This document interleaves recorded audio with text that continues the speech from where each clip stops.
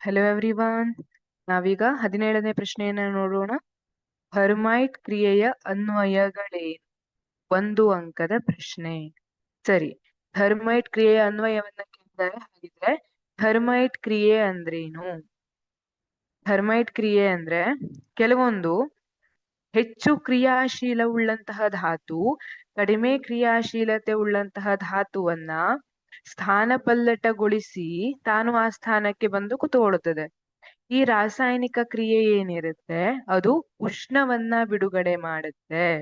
ಹಾಗೆ ಇದರಲ್ಲಿ ಸಾಮಾನ್ಯವಾಗಿ ಐರನ್ ಆಕ್ಸೈಡ್ ಏನಿದೆ, ಕಬ್ಬಿಣದ ಆಕ್ಸೈಡ್ ಅಲ್ಯೂಮಿನಿಯಂ ಜೊತೆ ವರ್ತಿಸಿದಾಗ ಅಲ್ಯೂಮಿನಿಯಂ ಕಬ್ಬಿಣವನ್ನ ಸ್ಥಾನಪಲ್ಲಟಗೊಳಿಸುತ್ತೆ.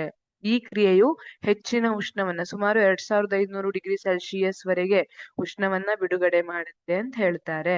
ಇದನ್ನ ಥರ್ಮೈಟ್ ಕ್ರಿಯೆ ಅಂತ ಕರಿತೀವಿ. ಹಾಗಿದ್ರೆ ಈ ಥರ್ಮೈಟ್ ಕ್ರಿಯೆಯ ಅನ್ವಯಗಳೇನು? ರೈಲು ಕಂಬಿಗಳನ್ನು